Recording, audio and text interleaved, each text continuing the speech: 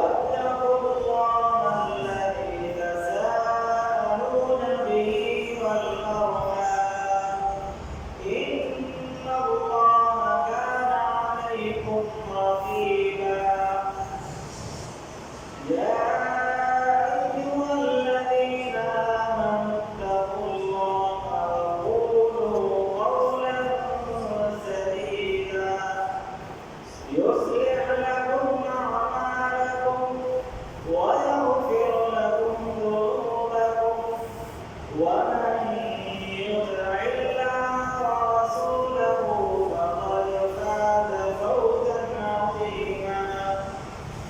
وقال الله تعالى في موضع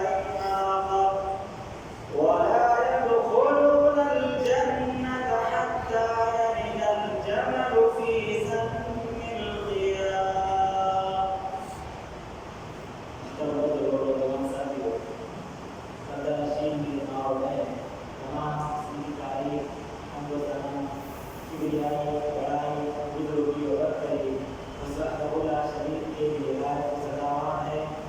جو ہمارا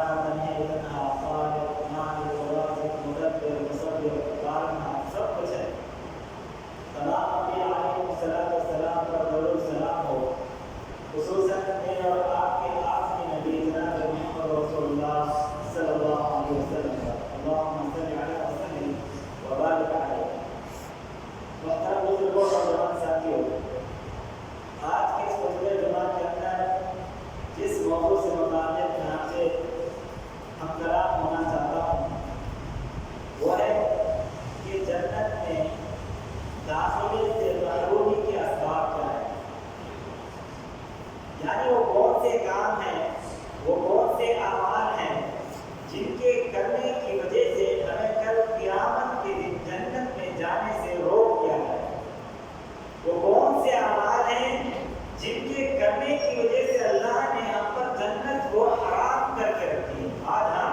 انہی کاموں کو، انہی اعمال کو جاننے کی کوشش کریں گے انشاءاللہ. اللہ تبارک و تعالیٰ سے دعا گو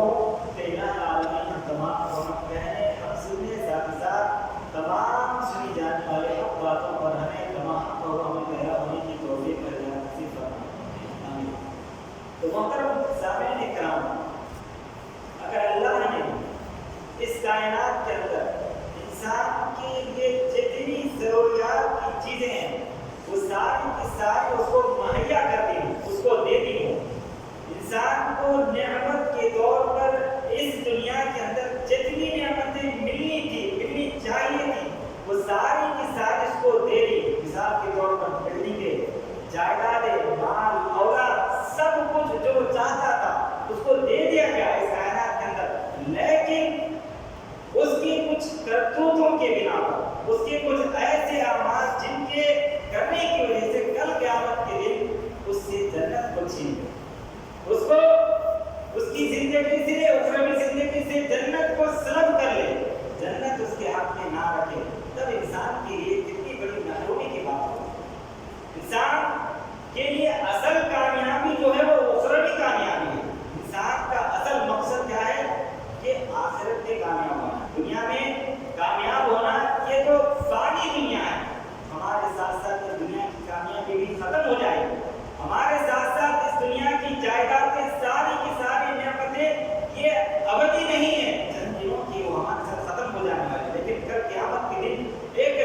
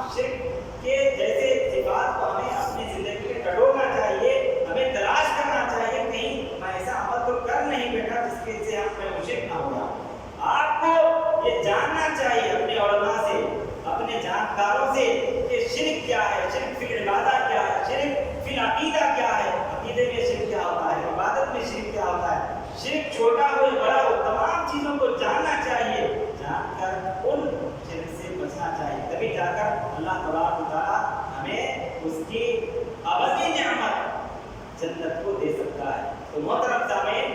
ہم یہ جاننے کی کوشش کریں کہ شرک فی العبادہ کیا ہے، شرک فی العقیدہ کیا ہے، اور جان کر اس سے کما حق ہو اپنے دامن کو دور رکھنے کی کوشش کریں، کیونکہ اللہ تبارک و تعالیٰ کا قرآن مجید کا ارشاد ہے إِنَّهُ مَن يُشْرِكْ بِاللَّهِ فَقَدْ حَرَّمَ اللَّهُ عَلَيْهِ الْجَنَّةَ وَمَأْوَاهُ النَّارُ۔ اللہ نے اس آیت کا صاف اعلان کر دیا ہے کہ یقیناً بے شک کسی نے بھی اللہ کے ساتھ شرک کیا، کسی اور کو شریک کیا اللہ کی صفات میں، اس کے جتنے بھی اسماء و حسنا ہے، اس کے صفات میں سے کسی میں بھی اگر کسی انسان نے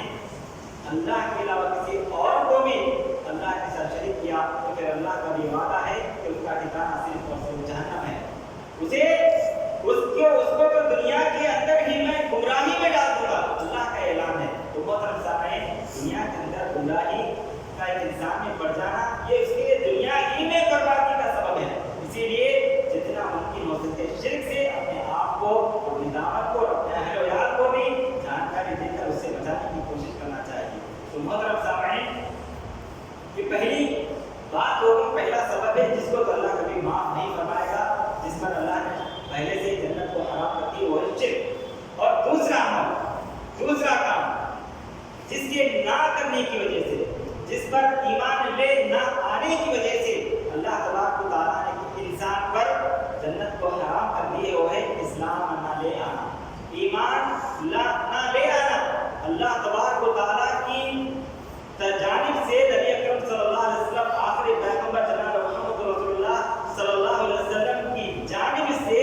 لائی ہوئی شریعت کو نہ ماننا، اس کو تسلیم نہ کرنا، اس کو قبول نہ کرنا، یہ بھی ایک ایسا عمل ہے کہ اللہ تبارک و تعالیٰ نے ایسے شخص پر، ایسے انسان پر بھی جنت کو حرام کر دیا۔ اب مثال کے طور پر ہم اسلام کو قبول کر لیے ہیں، ہم ایمان تو لے آئے ہیں، جتنی چیزوں پر ایمان لے آنا تھا اتنی چیزوں پر ایمان تو لے آئے، لیکن ہمارا کردار، ہمارا گفتار، ہمارا اٹھنا چلنا، ہمارا بیٹھنا سونا، اپنی ہر حرکت اگر نبی اکرم صلی اللہ علیہ وسلم کے اور اللہ تبارک و تعالیٰ کے احکامات کے مطابق نہ ہو تو پھر ہم بھی ویسے ہی ہیں جیسے اسلام نہ لے آنا، ایمان لے نہ آنا۔ محترم سامعین، اگر ہم اپنے آپ کو سمجھتے ہیں کہ ہم مسلمان ہیں، ہم مومن ہیں، اگر یہ سمجھتے ہیں تو پھر ہمارے لیے یہ ضروری ہے، ہم پر وہ ساری چیزیں واجب ہے جن کو اللہ اس کے رسول نے ہمیں کرنے کا حکم دیا انہیں کریں، اور جن سے بچنے کا حکم دیا ہم سے بچیں۔ اگر ہم اپنا نام عبداللہ رکھ لیں، اپنا نام رشید رکھ لیں، اپنا نام فلاں مسلمان کا رکھ لیں،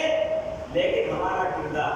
ہماری گفتار، ہمارا چلنا بیٹھنا، ہمارا اٹھنا، یہ ساری چیزیں اگر نبی اکرم صلی اللہ علیہ وسلم کے فرمان کے مطابق نہیں ہے تو پھر ہم بھی مومن اور مسلمان نہیں ہیں۔ اگر ہم ویسے ایمان لے نہ آئے، اگر ہم ویسے مسلمان نہ بنے جیسے صحابہ مسلمان تھے، جیسے صحابہ مومن تھے، تو پھر ہمارا شمار بھی انہی لوگوں میں سے ہو سکتا ہے جن پر اللہ تبارک و تعالیٰ نے جنت کو حرام کر دی۔ جیسا کہ سیدنا ابو ہریرہ رضی اللہ عنہ سے روایت ہے کہ نبی اکرم صلی اللہ علیہ وسلم نے فرمایا انہ لا يدخل الجنۃ الا نفس مسلمہ۔ اللہ کے نبی نے اس حدیث کے اندر صاف طور پر فرمایا کہ جنت میں داخل ہوگا تو وہی ہوگا جو مسلمان ہوگا، جنت میں داخل ہوگا تو وہی ہوگا جو مومن ہوگا۔ اب یہاں پر ہمیں سمجھنے کی ضرورت ہے کہ مسلمان کون ہو سکتا ہے، ایک مومن کون ہو سکتا ہے، وہ کون سے کام ہیں جن کی کرنے کی وجہ سے ایک انسان کامل مومن بن سکتا ہے، جو کون سے اعمال ہیں جن کے کرنے کی وجہ سے ایک انسان کامل مسلمان بن سکتا ہے۔ ان کاموں کو جان کر ہم کامل مومن بنے، کامل مسلمان بنے۔ اللہ نے مومن کے لیے جنت تیار کر کے رکھی ہے، اللہ نے کامل مسلمان کے لیے ہی جنت تیار کر کے رکھی ہے، کسی کافر کے لیے نہیں، کسی ایمان لے نہ آنے والے کے لیے نہیں، کسی اسلام قبول کرنے نہ کرنے والے کے لیے نہیں، بلکہ اللہ نے پکے اور سچے مومن کے لیے ہی جنت کو تیار کر کے رکھا ہے۔ تو ضرورت اس بات کی ہے کہ ہم کامل مومن بننے کی کوشش کریں، ہم کامل مسلمان بننے کی کوشش کریں، تبھی جا کر ہمیں جنت حاصل ہو سکتی ہے۔ اسی طرح سے اللہ کے نبی اکرم صلی اللہ علیہ وسلم نے بلال رضی اللہ عنہ کو حکم دیتے ہوئے فرمایا یا بلال قم فأذن لا يدخل الجنۃ الا مؤمن۔ اے بلال، لوگوں میں اعلان کر دو کہ جنت میں وہی داخل ہوگا جو مومن ہوگا۔ اور اللہ کے نبی اکرم صلی اللہ علیہ وسلم ابن خطاب رضی اللہ عنہ سے فرماتے ہیں کہ ابن الخطاب اذهب فنادي في الناس انه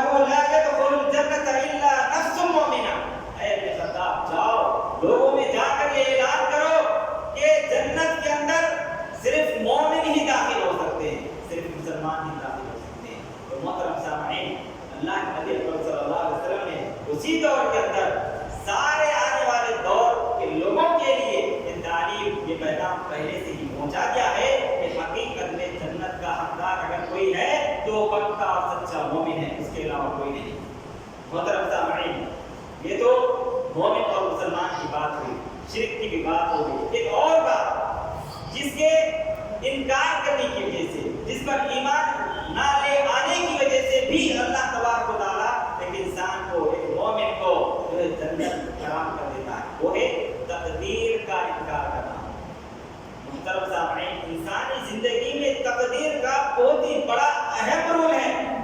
اگر انسان سارے چیزوں میں پکا ہو، وہ نمازی بھی ہو، وہ صدقہ خیرات بھی کرنے والا ہو، اس نے اپنی زندگی میں کئی حج بھی کر لیے ہوں، لیکن تقدیر کے معاملے میں اگر وہ ذرہ برابر میں پھسل گیا تو پھر اس کے سارے اعمال برباد ہو جائیں گے، اس کے سارے اعمال اکارت کر دیے جائیں گے۔ اسی لیے نبی اکرم صلی اللہ علیہ وسلم نے پہلے ہی ہمیں یہ پیغام دیا، ہمیں تعلیم دی کہ تقدیر پر ایمان لے آئیں،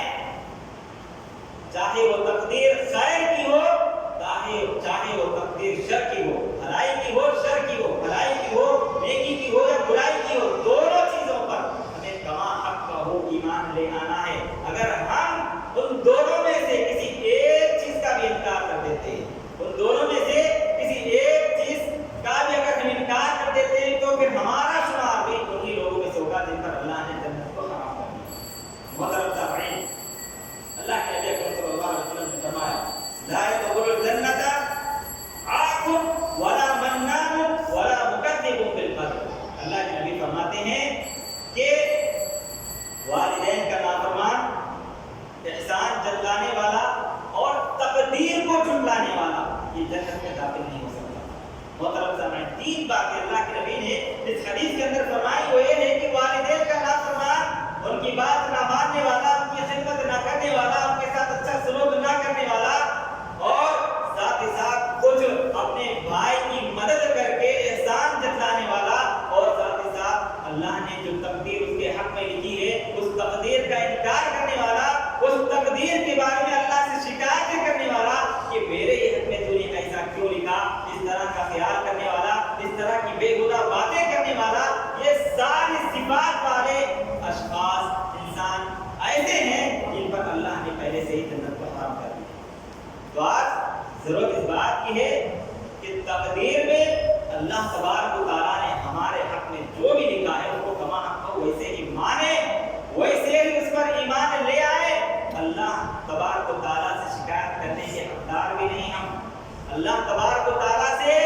شکایتیں کرنے کے حقدار بھی نہیں ہم۔ اگر ہم چاہتے ہیں کہ ہماری زندگی کی تقدیر بدلے، ہماری زندگی کی تقدیر اچھی ہو، تو اللہ کے نبی اکرم صلی اللہ علیہ وسلم نے بہت سارے ایسے فرامین پہلے سے جاری کر دی ہیں جن کے کرنے پر ہماری تقدیریں اچھی ہو سکتی ہیں،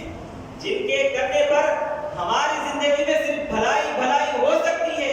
ان چیزوں کے کرنے کے بجائے اگر ہم اللہ سے شکایتیں کرنے لگ جائیں، اگر ہم اللہ نے جو ہمارے حق میں تقدیر لکھی اس کا انکار ہی کر دے، تو پھر یہ ایسی بات ہو گئی جیسے احمقانہ بات، جیسے مجنون اور پاگل شخص باتیں کرتا ہے۔ تو محترم سامعین، ہم اللہ تبارک و تعالیٰ نے ہمارے حق میں جو تقدیر لکھی ہے اس پر ایمان لے آئے، اور ہم چاہتے ہیں کہ ہماری تقدیر اچھی ہو تو پھر دعائیں کریں، اللہ تبارک و تعالیٰ کے سامنے اپنے گناہوں کو رکھ کر گڑ گڑائیں، روئے، اور وہ اعمال کرے، وہ کام کرے جن کی کرنے کی وجہ سے اللہ تبارک و تعالیٰ ہماری تقدیروں کو بدل دیتا ہے۔ محترم سامعین، یہ تقدیر کی بات ہوئی، اس کے بعد میں اس بات کی طرف چلتا ہوں جس کے انکار کرنے کی وجہ سے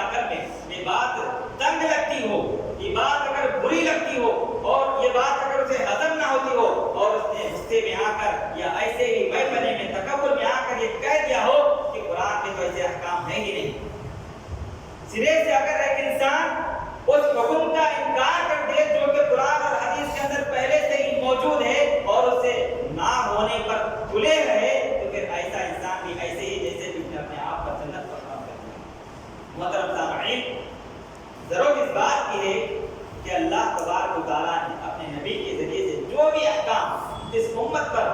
نازل کیے ہیں، صادر فرمائے ہیں، اور اللہ نے اپنے قرآن کلام میں، اپنے قرآن مجید میں جو بھی احکام نازل کیے ہیں اس کو کما حق وہ مانے، اس کو تسلیم کرے، اس کو قبول کرے، اور ہمارے اندر جتنی استطاعت ہے، جتنی قوت ہے، جتنی طاقت ہے، اس طاقت کے مطابق عمل پیرا ہونے کی کوشش کرے۔ اللہ تبارک و تعالیٰ ضرور ہمارے لیے راہ کو آسان کر دے گا جنت کی۔ تو محترم سامعین، اللہ تبارک و تعالیٰ نے قرآن مجید کے اندر ان لوگوں کا تذکرہ کرتے ہوئے فرمایا جو آیات ربانی کا انکار کرتے ہیں اور ان کا ٹھکانہ بتاتے ہوئے اللہ تبارک و تعالیٰ نے فرمایا ان الذین کذبوا بآیاتنا واستکبروا عنها لا تفتح لهم ابواب السماء ولا يدخلون الجنة حتى يلج الجمل في سم الخياط وكذلك نجزي المجرمين۔ محترم سامعین اکرام، اللہ تبارک و تعالیٰ نے اس آیت کے اندر ارشاد فرمایا ان الذین کذبوا بآیاتنا، یقیناً وہ لوگ جنہوں نے ہماری آیتوں کو، ہمارے فرامین کو، ہمارے احکامات کو جھٹلا دیا اور تکبر اختیار کیے، تو ایسے لوگوں کے لیے نہ آسمان کے دروازے کھولے جائیں گے ولا يدخلون الجنۃ، اور نہ ہی ان کو جنت میں داخل کیا جائے گا، بلکہ اللہ نے مثال دے کر سمجھائی حتی یلج الجمل فی سم الخیاط، جس طرح سے ایک سوئی کے سوراخ میں کسی بڑی ہڈی کا جانا ناممکن ہے، اسی طرح سے ایسے صفات والے انسان کا بھی جنت میں جانا ناممکن ہے۔ تو محترم سامعین، اللہ تبارک و تعالیٰ کا آگے ارشاد ہے وَكَذَلِكَ نَجْزِي الْمُجْرِمِينَ، اور ہم اسی طرح سے مجرمین کو بدلہ دیتے ہیں۔ اس آیت کے ذریعے سے صاف طور پر ہمیں تعلیم ملتی ہے رب کی جانب سے، وہ یہ ہے کہ ہم رب کی آیتوں کو مانیں، ان کو نہ جھٹلائیں، ہم اپنے اپنے طاقت کے مطابق، اپنے اپنے استطاعت کے مطابق رب کے احکامات پر عمل پیرا ہوں، اور نبی اکرم صلی اللہ علیہ وسلم کے فرامین میں سے کسی فرمان کا بھی جو ہے انکار نہ کریں۔ اگر ان دونوں میں سے بھی اللہ کے فرامین میں سے، اللہ کے احکامات میں سے کسی ایک بھی کا بھی اگر ہم انکار کر دیتے ہیں تو پھر ہمارا شمار انہی لوگوں میں سے ہوگا جن پر اللہ نے جنت کو حرام کر دی ہے۔ محترم سامعین، یہاں پر رک کر ایک بات سمجھ لینے کی ضرورت ہے کہ صرف زبان سے انکار کرنا ہی یہ اللہ کی آیتوں کا انکار کرنا نہیں ہے۔ نبی اکرم صلی اللہ علیہ وسلم کے فرامین کا انکار کرنا، زبان سے انکار کرنا ہی نبی اکرم صلی اللہ علیہ وسلم کی فرامین کا انکار کرنا نہیں، بلکہ ہمارے سر سے لے کر پیر تک ہمارے جتنے بھی اعمال ہیں ان اعمال سے بھی یہ ظاہر نہ ہو کہ ہم نے نبی کے کسی احکام کی، ہم نے اللہ تبارک و تعالیٰ کے کسی حکم کی روگردانی نہ کی ہو، ہم نے اللہ تبارک و تعالیٰ کے احکام میں سے کسی حکم کی، ہم نے نبی اکرم صلی اللہ علیہ وسلم کے فرامین میں سے کسی فرمان کی اپنے اعمال سے ظاہر نہ کی ہو کہ ہم نے ان کا انکار کر دیا ہو۔ یعنی صاف طور پر یہی بات ہے کہ ہم کما حق ہو نبی اکرم صلی اللہ علیہ وسلم کے فرامین اور اللہ تبارک و تعالیٰ کے احکامات کو کما حق کو عمل پیرا ہونے کی کوشش کرے، تبھی جا کر ہمیں یہ احساس ہوگا اور ہمیں بات معلوم ہوگی کہ ہم یقیناً نبی اکرم صلی اللہ علیہ وسلم کی بات کو اور اللہ کے احکامات کو قبول کر رہے ہیں، ورنہ اس سے یہی بات لازم آتی ہے کہ ہم نے نبی کے احکامات کو بھی جھٹلا دیا اور ہم نے اللہ تبارک و تعالیٰ کی آیتوں کا بھی انکار کر دیا۔ اس کا صاف مطلب یہی ہو سکتا ہے، یعنی اگر ہم اللہ کے مطیع ہیں، اگر ہم نبی اکرم صلی اللہ علیہ وسلم کے فرامین کے مطابق عمل پیرا ہے تو تبھی یہ ہم پر بات لازم آئے گی کہ ہم یقیناً اللہ کی آیتوں کو مان رہے ہیں، ہم اللہ کے احکام کو مان رہے ہیں۔ اگر ہم اللہ اس کے رسول کے مطیع نہیں ہیں، اس کے فرامین کے مطابق اگر ہم عمل پیرا نہیں ہیں تو اس سے یہی بات لازم آئے گی کہ ہم نے نبی کے احکامات کو بھی جھٹلا دیا اور ہم نے اللہ تبارک و تعالیٰ کے احکامات کو بھی جھٹلا دیا۔ تو محترم سامعین، پتہ یہ چلا کہ ہم اللہ تبارک و تعالیٰ کی آیتوں کو نہ جھٹلائیں۔ اگر ہم ایسا کرتے ہیں تو پھر ہمارا شمار بھی ان لوگوں میں سے ہوگا جن پر اللہ تبارک و تعالیٰ نے جنت کو حرام کر کے رکھی ہے۔ اسی طرح سے ایک اور بات جس کی وجہ سے اللہ تبارک و تعالیٰ ہم پر جنت کو حرام کرتا ہے وہ ہے قرض کو ادا نہ کرنا۔ محترم سامعین، قرض یہ جو عمل ہے وہ حقوق العباد میں سے، حقوق اللہ میں سے نہیں ہے۔ اللہ کے جو حقوق ہیں وہ الگ ہیں، بندوں کے جو حقوق ہیں وہ الگ ہیں۔ اگر ہم اللہ کے کسی حقوق میں سے کوئی حق غصب کر لیتے ہیں، کسی حق پر ہم اگر عمل پیرا نہیں ہوتے، تو اللہ اس بات پر راضی ہوتا ہے کہ میں فلاں بندے کو اس میں سے چاہے تو معاف کر دوں یا چاہے تو اس بات کو اس کو عذاب دوں۔ لیکن جہاں تک مسئلہ بندے کے حق کا ہے، تو جب تک ایک بندہ دوسرے بندے کو معاف نہیں کرتا، تب تک اللہ بھی اس بندے کو معاف نہیں کرتا۔ تو قرض بھی ایک ایسا عمل ہے، جب تک مقروض جس نے قرض دیا ہے اس نے اگر معاف نہیں کیا، تو پھر اس بندے کی بھی معافی کل قیامت کے دن نہیں ہوگی۔ اور ایسے بندے، ایسے اشخاص جنہوں نے بہت سارا قرض اپنے بھائیوں سے لے لیا ہے یہاں پر، لیکن وہ ادا نہیں کر سکے، یا پھر ادا نہیں کر کے ایسے ہی اس دنیا سے فانی ہو گئے ہیں، گزر گئے ہیں، تو تب تک ان کی روح آسمان میں لٹکی رہے گی جب تک ان کا قرض ادا نہیں کیا جاتا۔ اور اللہ تبارک و تعالیٰ نے ایسے اشخاص پر بھی اپنی جنت کو حرام کر کے رکھی ہے، کیونکہ رسول اللہ صلی اللہ علیہ وسلم نے حدیث کے اندر ارشاد فرمایا، والذی نفسی بیدہ لو ان رجلا قتل فی سبیل اللہ ثم احیا ثم قتل ثم احیا ثم قتل وعلیہ دین ما دخل الجنۃ حتی یقضى عنہ دینہ۔ اللہ کے نبی فرماتے ہیں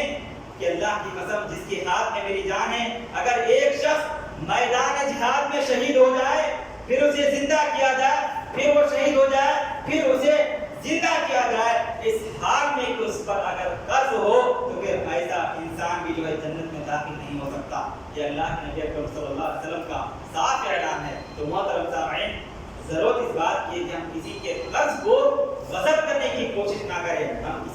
کسی کے قرض کو جو ہے کھا کر کے ہضم کر کے اس کو ادا نہ کرنے کی نیت نہ رکھیں۔ اگر اسی نیت میں آپ کی وفات بھی ہو جائے، تو آپ کا بھی حشر ان لوگوں میں سے ہوگا جن پر اللہ نے پہلے سے ہی جنت کو حرام کر کے رکھی ہے۔ تو محترم سامعین، ایک اور بات جس کی وجہ سے اللہ تبارک و تعالیٰ انسان پر، ایک مومن پر جنت کو حرام کر دیتا ہے، وہ ہے حرام کمائی کو کھانا اور حرام چیزوں کو کھانا۔ تو محترم سامعین، اللہ تبارک و تعالیٰ نے اپنے نبی کے ذریعے سے پیغام بھیجا ہے۔ اللہ کے نبی فرماتے ہیں، انہ لا يدخل الجنۃ لحم نبت من صحب۔ اللہ کے نبی فرماتے ہیں کہ وہ شخص جنت میں داخل نہیں ہوگا جو حرام سے پرورش پاتا ہو۔ تو آج ضرورت اس بات کی ہے کہ جو گھر کے سردار کہلائے جاتے ہیں، جو گھر کے اصل ذمہ دار ہیں، ان پر یہ بڑی ذمہ داری عائد ہوتی ہے کہ وہ حلال کمائی کو لازم پکڑیں، وہ جتنا ممکن ہو سکے حلال کمائی ہی کو کمائیں، اور حلال کمائی کے ذریعے سے اپنے اولاد کی پرورش کرے، اپنے بیوی بچوں کی پرورش کرے۔ اگر ایسا آپ نہیں کرتے ہیں، اگر آپ خود حرام کماتے ہیں، اگر آپ خود حرام کھاتے ہیں، اور اگر آپ خود ہی اپنے اہل و عیال کو، اپنے بیوی بچوں کو بھی اگر آپ حرام کھلاتے ہیں، تو گویا کہ آپ نے اپنے اوپر تو جنت کو حرام کر ہی دیا، ساتھ میں آپ اپنے بیوی بچوں کا اور اپنے اہل و عیال کا بھی بیڑا غرق کر دیا۔ تو محترم سامعین، اللہ تبارک و تعالیٰ نے قرآن مجید کے اندر کیا ارشاد فرمایا، کلوا حلالا طیبا، آپ جو ہے پاکیزہ مال ہی کھاؤ۔ آپ کو حرام کمائی کے ذریعے سے کما کر آپ کو اس کائنات کے اندر بلڈنگیں بننے کی کوئی ضرورت نہیں ہے، آپ کو مال و جائیداد بنانے کی ضرورت نہیں ہے، آپ کے پاس ایک کروڑ زمین خرید کر رکھنے کی کوئی ضرورت نہیں ہے۔ آپ بس حلال کمائی کمائیں، اور جتنا ممکن ہو سکتا ہے آپ نیک اعمال کریں، اور اپنے اہل و عیال کو بھی جو ہے حلال کمائی سے کھلائیں، اور جتنا ممکن ہو سکتا ہے اپنے اہل و عیال سے بھی نیکی کا کام کرائیں۔ اتنا ہی کافی ہے اس بات کے لیے کہ آپ زندگی کے اندر بھی، یہاں کی زندگی میں بھی کامیاب ہو جائیں، اور کل آخرت کے دن بھی کامیاب ہو جائیں۔ تو محترم سامعین، یہ ساری باتیں ہیں جو میں نے آپ کے سامنے رکھنے کی کوشش کری، اور بھی بہت سارے ایسے اعمال ہیں جن کی کرنے کی وجہ سے اللہ تبارک و تعالیٰ ہم پر جنت کو حرام کر دیتا ہے۔ محترم سامعین، جنت میں جانے سے کون انکار کر سکتا ہے؟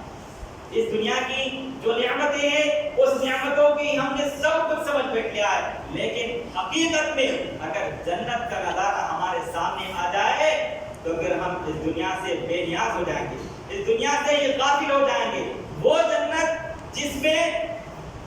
ہیرے اور موتی، چاندی اور سونے کے ذریعے سے، سونے کی اینٹوں کے ذریعے سے ہمارے محل بنوائے جائیں گے، وہاں پر ہمارے لیے شہد کی نہریں، وہاں پر ہمارے لیے دودھ کی نہریں، وہاں پر ہمارے لیے اصلی شراب کی نہریں